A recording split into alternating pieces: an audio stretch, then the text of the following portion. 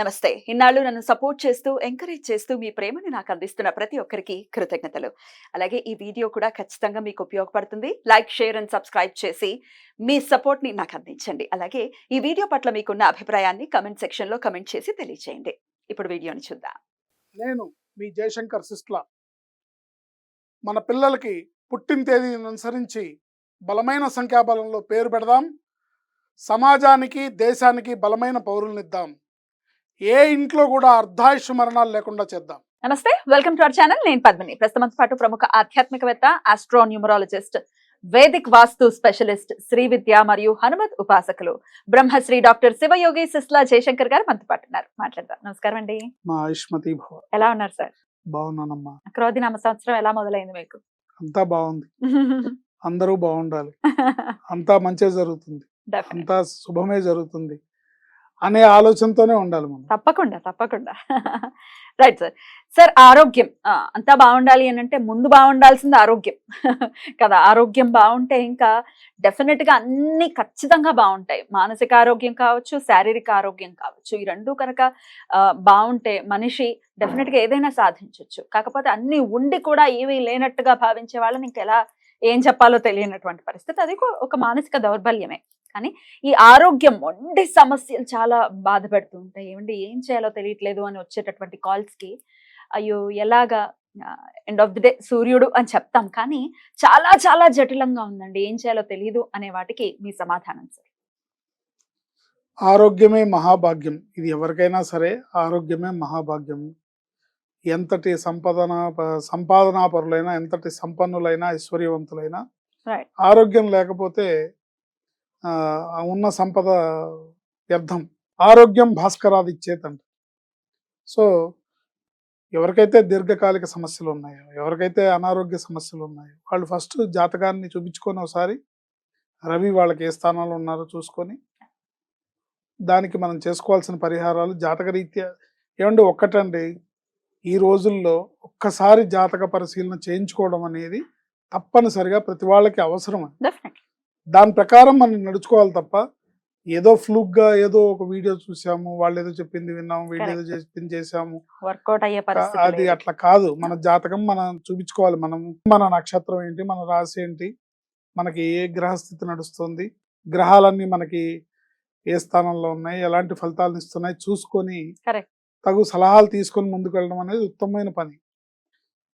లేదు మాకు జాతకం తెలియదు, మాకు మా నక్షత్రం ఏంటో తెలియదు, మా రాశి ఏంటో తెలియదు, మాకు డేట్ ఆఫ్ బర్త్ వివరాలు కూడా సరిగ్గా లేవు అని అనుకున్న వాళ్ళు ఉంటే ఆదివారం నాడు నియమనిష్టలతో బోల్డ్ అండ్ రెమెడీస్ ఉన్నాయి. మనం అనేక సందర్భాల్లో అనేక రకాల రెమెడీలు మనం చెప్పుకున్నాం.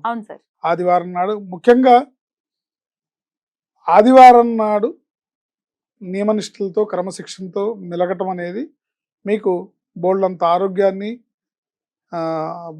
భగవంతుడి యొక్క ఆశీర్వాదాన్ని తీసుకొచ్చి పెడుతుంది. సూర్య భగవానుడి యొక్క అనుగ్రహాన్ని తెచ్చిపెడుతుంది. ఆదివారం నాడు చేయకూడని పనులు చేయకూడదు. ఆదివారం సెలవు రోజు కాబట్టి చాలామంది మెసేజ్ల్లో హ్యాపీ సండే అని పెడుతుంటారు. నాకు చాలా కోపం వస్తుంది.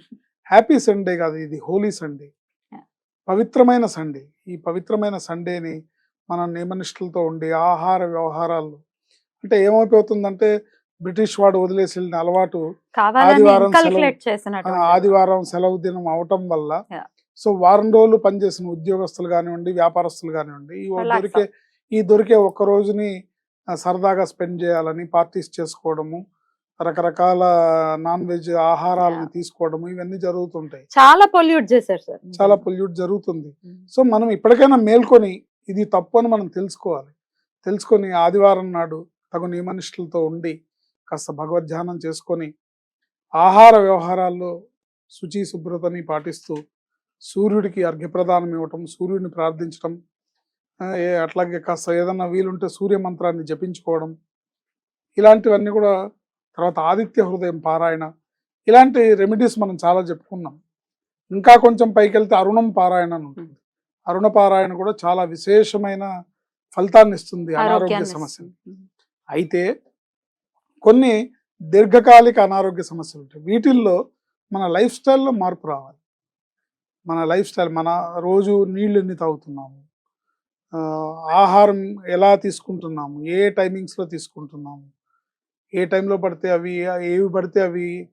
ఇప్పుడు మన మన స్టమక్ కడుపు కూడా ఒక అగ్నిహోత్రం లాంటిది, జఠరాగ్ని అంటారు కదా, జఠరాగ్ని ఉందిగా. జఠరాగ్ని ఉంది కదా, అవే కదా ఆహారాన్ని పచనం చేస్తుంది. అవును. ఇప్పుడు ఉదాహరణకి మీరు స్టవ్ మీద ఒక ఎసర్లో బియ్యం పడేశారు, ఉడకకుండానే తీసేస్తే మళ్ళీ బియ్యం వేసారు మళ్ళీ అనుకోండి, బియ్యం వేస్తేనా? మళ్ళీ బియ్యం వేస్తే మళ్ళీ అది ఉడుకుతూ ఉండంగానే పూర్తిగా ఉడక ముందే ఇంకొంచెం పప్పు వేస్తే దాంట్లో ఇంకేదన్నా వేస్తే ఎలా అవుతుందో మన కడుపు కూడా తిన్న ఆహారం పచనం కాకముందు అవి ఇవి స్నాక్స్ అంటే కాస్త ఈ నోటాకలు ఉన్న వాళ్ళు ఇటెళ్ళి అటెళ్ళి ఏవో తింటూ ఉంటారు. ఇలాంటి మానుకొని ఆహార వ్యవహారాల్లో ఒక ప్రణాళిక పెట్టుకొని దాని ప్రకారం వెళ్ళినట్టయితే, ముఖ్యంగా ఈ రోజును చూసినట్టయితే బయట ఆహారాన్ని మానేసి ఏదైనా సరే మీరు ఇంట్లో చేసుకొని తినటం అనేది ఈ రోజుల్లో ఉత్తమమైన మార్గం. ఇంటి ఆహారాన్ని మన వంటింట్లో తయారు చేసుకొని మీకు ఏం కావాలన్నా చేసుకోవచ్చు, అన్నిటికీ రెసిపీస్ ఉంటాయి, చేసుకొని తినచ్చు. దీర్ఘకాలిక అనారోగ్య సమస్యలు ఉన్న వాళ్ళకి ఈరోజు మనం ఒక చక్కటి రెమెడీని చెప్పుకుందాం. ఒక పంచముఖి రుద్రాక్షలు 5 ముఖాల రుద్రాక్షలు ఒక 6 తీసుకోవాలి. 6 అష్టముఖి రుద్రాక్ష ఒకటి తీసుకోవాలి. ఇవి ఎట్లా అందుబాటులోనే ఉంటాయి సార్? ప్రైస్ అందుబాటులోనే ఉంటాయి, అంత కాస్ట్లీ ఏం కాదు, అందుబాటులోనే ఉంటాయి. కాస్త పంచముఖి రుద్రాక్ష కన్నా అష్టముఖి కొంచెం కాస్ట్లీగా ఉంటుంది, కానీ పర్వాలేదు, ఇవి లైఫ్ లాంగ్ మీకు ఉపయోగపడేవి. ఈ పంచముఖి రుద్రాక్షలు ఒక 6, ఒకటి అష్టముఖి రుద్రాక్ష. దీన్ని ఒక రాగి చెంబులో వేసి ఆ నీళ్లు తాగుతూ ఉంటే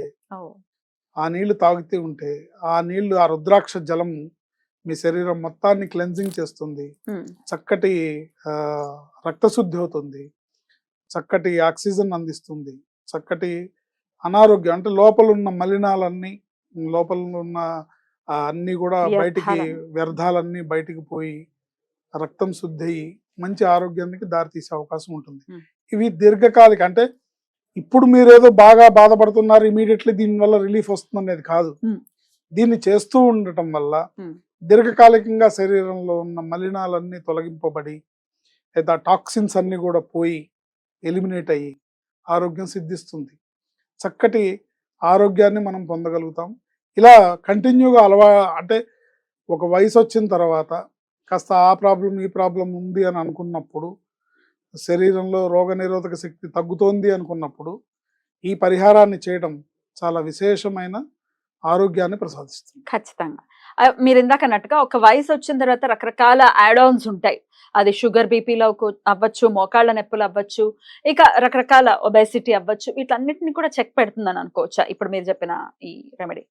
అంటే ఇవేమి రాకముందు మొదలు పెడితే గనక అవన్నీ వచ్చే అవకాశం లేకుండా శరీరంలో బ్యాలెన్స్ చేస్తుంది. లోపల నాడీ వ్యవస్థని కానీ లోపల శరీరంలో ఆ మెకానిజం ని బ్యాలెన్స్ చేస్తుంది. దానికి తోడు మనం కూడా శరీరానికి ఆర్గాన్స్ కి దెబ్బ తినకుండా ఏ వ్యాధి వచ్చినా సరే ఎందుకు వస్తుందంటే మన ఆహారపు అలవాట్ల వల్లే వస్తుంది.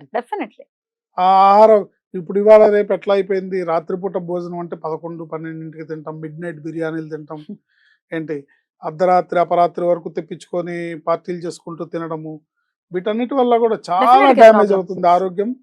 లక్షలు హాస్పిటల్ కట్టినా కూడా ప్రాణం నిలబడే పరిస్థితి లేదు, ఆరోగ్యంగా మనిషి తిరిగి వచ్చే సందర్భం కనబడట్లేదు.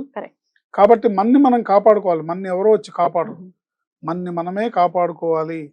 ప్రణాళికాబద్ధమైన 10 కాలాలు ఆరోగ్యంగా ఉండాలంటే చక్కటి మంచి ఆహారాన్ని, ప్రకృతి సిద్ధమైన ఆహారాన్ని మనం తీసుకోవాలి. తప్పకుండా చాలా అద్భుతమైనటువంటి రెమెడీ చెప్పారు సార్. డెఫినెట్ గా దీన్ని వినియోగించుకుని జటిలమైన సమస్యల నుంచి మన వాళ్ళు బయటపడాలని మనస్ఫూర్తిగా కోరుకుంటున్నాం. Thank you sir. నమస్తే.